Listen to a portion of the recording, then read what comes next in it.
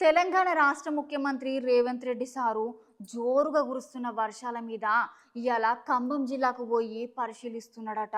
మరి సారు ముచ్చట్లేందో ఒకసారి అరుచుకుందాం పాండ్రి.